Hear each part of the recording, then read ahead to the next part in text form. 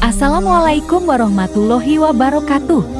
Sebelum memasuki bulan Ramadan, ada satu bulan yang juga memiliki banyak keistimewaan, yaitu bulan Syakban.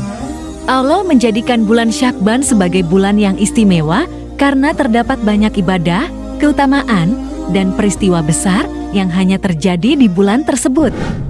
Tidak ada yang memanfaatkan bulan Syakban dengan amal-amal kebaikan, kecuali selain orang yang bersungguh-sungguh mencari keriduan Allah Subhanahu wa Ta'ala. Mengapa? Sebelum lanjut, jangan lupa untuk klik tombol subscribe. Karena di bulan ini banyak orang yang tidak bersungguh-sungguh beribadah karena terletak di antara dua bulan yang mulia, yaitu Rajab dan Ramadan. Padahal, di bulan inilah terdapat sebuah keutamaan yang bahkan Rasulullah Shallallahu Alaihi Wasallam bersungguh-sungguh mengerjakannya. Dan apa saja keistimewaan yang ada pada bulan Syakban? Yang pertama, bulan diangkatnya amal. Syakban adalah bulan diangkatnya amal kebaikan seluruh manusia selama 1 tahun ke hadapan Allah Subhanahu wa Ta'ala. Di fase akhir inilah seharusnya setiap orang bersungguh-sungguh meningkatkan kualitas dan kuantitas ibadahnya. Rasulullah Shallallahu Alaihi Wasallam bersabda, "Sesungguhnya setiap amalan tergantung pada akhirnya." Hadis riwayat Bukhari. Yang kedua, bulan berlimpahnya pahala dikala orang-orang lalai. Banyak orang yang melalaikan bulan Syakban karena letaknya yang terjepit di antara dua bulan yang memiliki keutamaan besar, yaitu bulan Rajab dan bulan Ramadan. Padahal beribadah di waktu banyak orang yang sedang lalai memiliki keutamaan yang besar. Sebagaimana yang dikatakan oleh Rasulullah dalam sebuah hadis, beribadah di waktu haraj, banyak manusia lalai, pahalanya seperti berhijrah kepadaku. Hadis riwayat Muslim. Besarnya keutamaan beribadah di waktu lalai karena beratnya perjuangan di masa tersebut. Menjalankan ibadah di tengah lingkungan yang turut menjalankan ibadah akan terasa mudah. Tapi bagaimana dengan ibadah di waktu banyak orang sedang lalai? Di waktu banyak orang yang lalai, disitulah ujian yang sesungguhnya. Di saat tidak banyak orang yang lihat, disitulah keimanan kita akan diuji. Maka dari itu, beribadah di masa banyak orang sedang lalai adalah sebuah keutamaan yang besar. 3. Bulan persiapan menghadapi Ramadan. Sahabat, apa yang harus kita lakukan agar Ramadan menjadi rahmat bagi kita? Tentu dengan bersungguh-sungguh beribadah di bulan tersebut. Dalam Al-Quran, Allah menyatakan bahwa ibadah adalah sebuah perlombaan. Maka berlomba-lombalah dalam mengerjakan kebajikan atau ibadah. Quran Surat Al-Baqarah ayat 148. Tidak mungkin seseorang menang dalam sebuah perlombaan jika ia tidak mempersiapkan diri. Dengan membiasakan diri beribadah di bulan Syakban, maka di bulan Ramadan, dia akan terbiasa untuk beribadah dengan giat. 4. Pindahnya kiblat. Kiblat adalah arah yang dituju kaum muslimin untuk melaksanakan sholat sebelum Ka'bah menjadi kiblat seperti saat ini.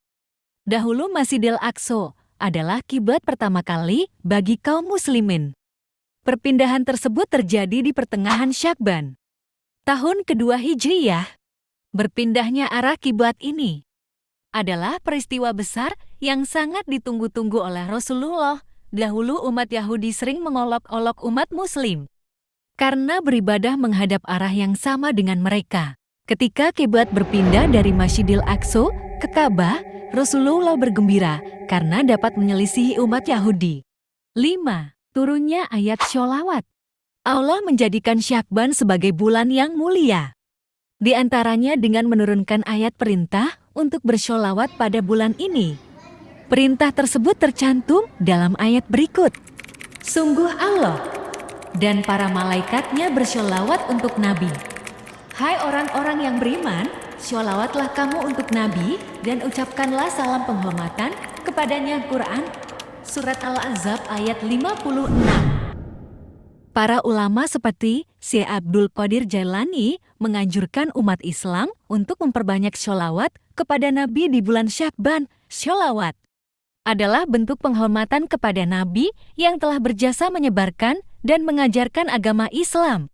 Di antara keutamaan bagi orang yang sering bersolawat adalah dikumpulkan bersama Nabi di Yaumul Akhir. Seperti dalam hadis berikut, manusia yang paling berhak bersamaku pada hari kiamat ialah yang paling banyak bersolawat kepadaku. Hadis riwayat Tirmidzi. 6. Bulannya pembaca Al-Quran. Bulan Syakban memiliki sebutan sebagai bulannya para pembaca Al-Quran. Di antara maknanya adalah bulan di mana pembaca-pembaca Al-Quran melakukan pemanasan untuk bulan Ramadan.